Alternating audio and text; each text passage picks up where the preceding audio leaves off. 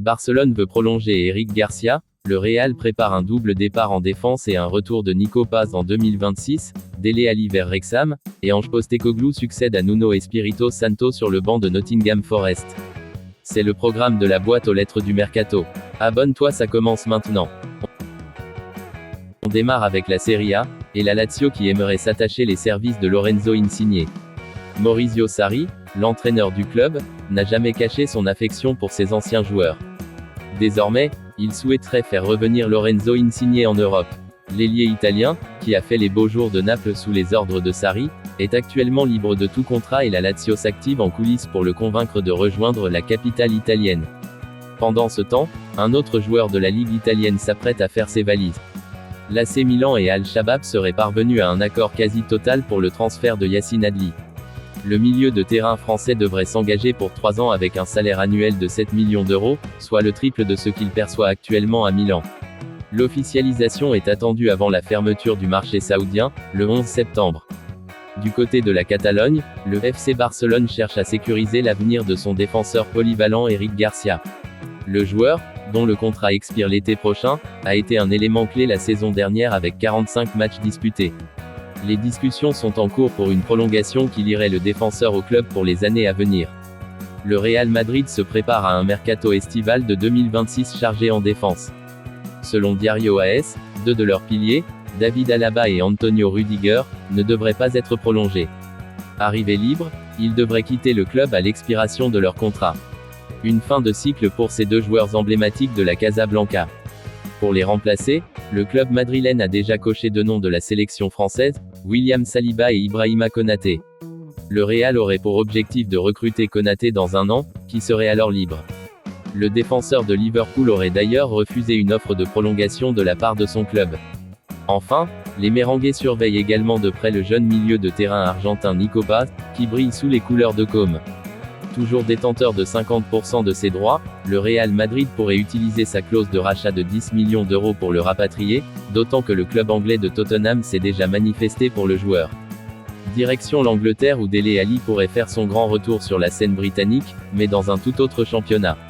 Après la fin de son contrat avec Côme, le milieu de terrain de 29 ans, désormais libre, serait dans le viseur du Wrexham AFC, le club gallois qui évolue en Championship. D'après le Mail Sport, Wrexham souhaite enrôler l'international anglais afin de l'aider à gravir les échelons et à atteindre la Premier League. Le chemin sera cependant semé d'embûches, car d'autres clubs de Championship, comme Birmingham City et West Bromwich Albion, s'intéressent également aux joueurs. On reste en Angleterre. Malgré un début de saison mitigé, West Ham a réussi à s'imposer 3-0 face à Nottingham Forest. Mais cette victoire ne suffirait pas à garantir l'avenir de son entraîneur, Graham Potter. Selon Football Insider, les dirigeants des Hammers, insatisfaits par les résultats, auraient déjà pris contact avec Frank Lampard. Un retour aux sources pour l'ancien joueur, qui a débuté sa carrière professionnelle à West Ham, avant de rejoindre Chelsea. Dans les officiels désormais, le banc de Nottingham Forest ne sera pas resté vide longtemps. Quelques mois après avoir quitté Tottenham, Ange Postecoglou est de retour.